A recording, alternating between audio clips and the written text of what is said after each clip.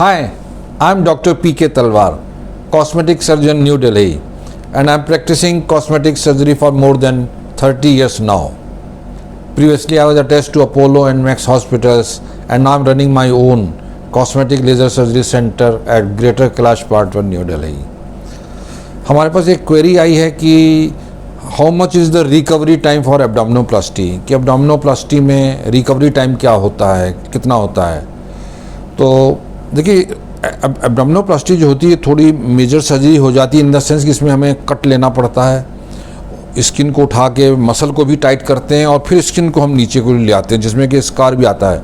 तो यूजुअली चूँकि इसमें थोड़ी टेंशन ज़्यादा होती है, इसलिए इसके कोई भी वुंड वैसे तो 7 दिन में भर जाता है, लेकिन चूंकि इसमें टेंशन ज़्यादा होती है इसलिए हम लोग यूजुअली इनके स्टिचेस 10 से 14 दिन के बाद निकालते हैं। वो एक रफ टाइम होता है निकालने का। लेकिन इसमें लाइपोसक्शन भी इंक्लूड करते हैं हम, जहाँ एक्स्ट्रा फैट वो निकालते हैं। तो इलास्टिक गारमेंट आपको डेफिनेटली 1.5 से 3 महीने तक आपको पहनना पड़ता है। और जो वर्कलोड है, आप जैसे काम पे तो आप हफ्ता 10 दिन बाद जा सकते हैं, उसमें कोई दिक्कत नहीं है। लेकिन जो आप कोई हैवी वेट आपको उठाना ये या कोई ऐसी एक्सरसाइज करनी है तो वो हम 1 महीने तक उसको मना करते हैं। भाई 1 महीने तक आप हैवी वेट को नहीं उठाएंगे और कोई ऐसी हैवी एक्सरसाइजेज वगैरह नहीं करेंगे। चलना फिरना है वो ठीक है, दैट इज़ अलाउड। आप घूमने जा सकते हैं, पार्क में जा सकते हैं, लेकिन कोई भी हैवी वेट जो है वो आप नहीं उठाएंगे। 1 महीने तक यूजुअली नहीं उठाना पड़ता है।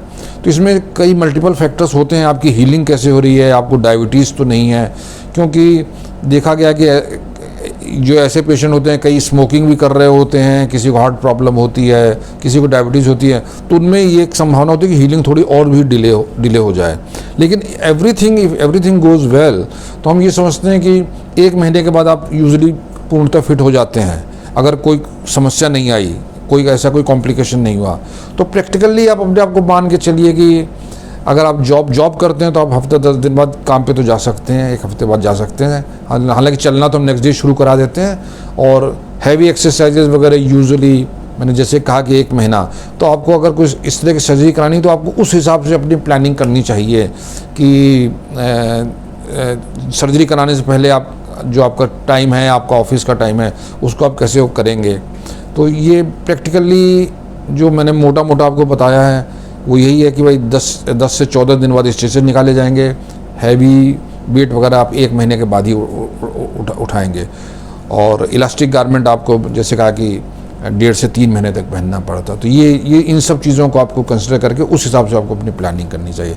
तो मुझे उम्मीद है कि जिन्होंने प्रश्न पूछा है वो इससे संतुष्ट होंगे। लेकिन इसके अलावा अगर आपके मन में कोई और जिज्ञासा है, कोई प्रश्न है, तो आपका स्वागत है। आप हमारी टीम से संपर्क करें, हमें बड़ी खुशी होगी हमेशा की तरह आपके किसी प्रश्न का उत्तर देने। और अगर आपको वीडियो पसंद आया तो कृपया इसे लाइक और सब्सक्राइब करना ना भूलें। Thank you very much.